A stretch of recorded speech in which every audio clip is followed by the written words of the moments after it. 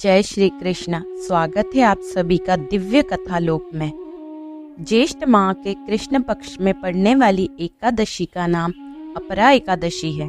इसे अचला एकादशी के नाम से भी जानते हैं। यह इस बार 2 जून को पड़ रही है।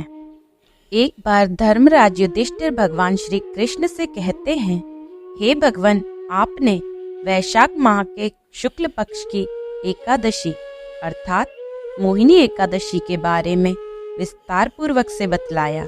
अब आप कृपया करके ज्येष्ठ माह के कृष्ण पक्ष की एकादशी का क्या नाम है तथा उसकी क्या कथा है, इस व्रत की क्या विधि है, कृपया कर सब विस्तार पूर्वक कहिए।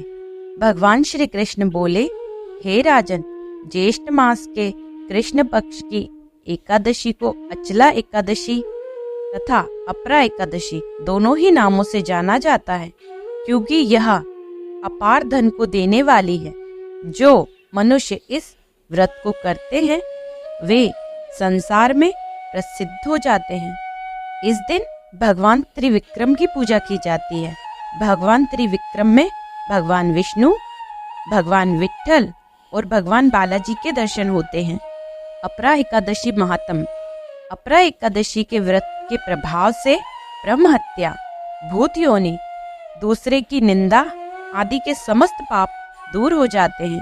इस व्रत के करने से परस्त्री गमन, झूठी गवाही देना, झूठ बोलना, झूठे शास्त्र पढ़ना या बनाना, झूठा ज्योतिषी बनना तथा झूठा वैद्य बनना आदि सब पाप नष्ट हो जाते हैं। जो क्षत्रिय युद्ध से भाग जाते हैं वे नरकगामी होते हैं, परंतु अपरा एकादशी के व्रत के प्रभाव से वे भी स्वर्ग को प्राप्त होते हैं।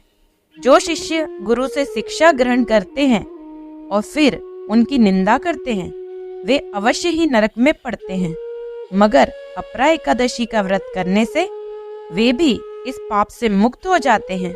जो फल तीनों पुष्कर में कार्तिक पूर्णिमा का स्नान करने से या गंगा के तट पर पितरों का पिंडदान करने से प्राप्त होता है, वही अपरा एकादशी का व्रत करने से भी प्राप्त होता है।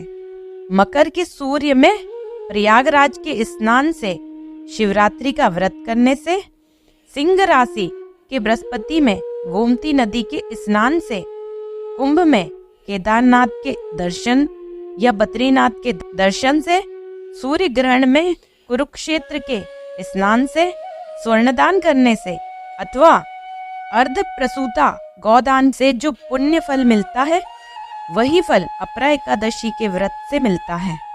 यह व्रत पाप रूपी वृक्ष को काटने के लिए कुल्हाड़ी है।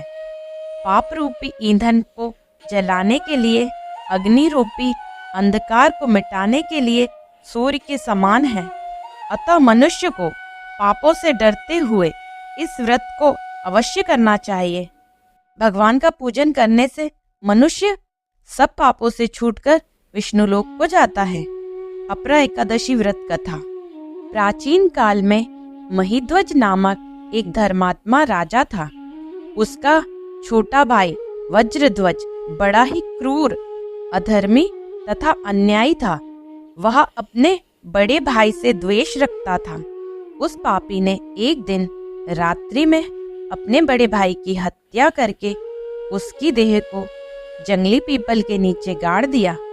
अकाल मृत्यु होने के कारण राजा की आत्मा प्रेत बन के पीपल के पेड़ पर रहने लगी। मार्ग से गुजरने वाले हर व्यक्ति को वह आत्मा परेशान करती थी। एक दिन अचानक धौम्य ऋषि नामक एक ऋषि वहां से गुजरे। उन्होंने प्रेत को ज्ञान चक्षु से देखा और तपोबल से उसके अतीत को जान लिया। अपने तपोबल से प्रेत उत्पात का कारण समझा। ऋषि ने प्रसन्न होकर उस प्रेत को पीपल के पेड़ से उतारा तथा परलोक विद्या का उपदेश दिया। दयालु ऋषि ने राजा की प्रेत योनि से मुक्ति के लिए स्वयं ही अपरा एकादशी का व्रत किया और द्वादशी के दिन व्रत पूरा होने पर उसे अगति से छुड़ाने को उसका पुण्य प्रेत को अर्पित कर दिया। इस पुण्य के प्रभाव से राजा की प्रेत योनि से मुक्ति हो गई। वह ऋषि को सप्रेम धन्यवाद देता हुआ दिव्य देह धारण कर पुष्पक विमान में बैठकर स्वर्ग को चला गया। इसका महात्म सुनने वाला सिंह के समान हो जाता है। पाप रूपी मृग उसे देखकर दूर भाग जाता है। हे राजन, यह अपरा एकादशी की कथा मैंने लोकहित के लिए कही है। इसे पढ़ने अथवा सुनने से मनुष्य सब पापों से छूट जाता है और अंत में वैकुंठ लोक को जाता है। जय श्री कृष्ण।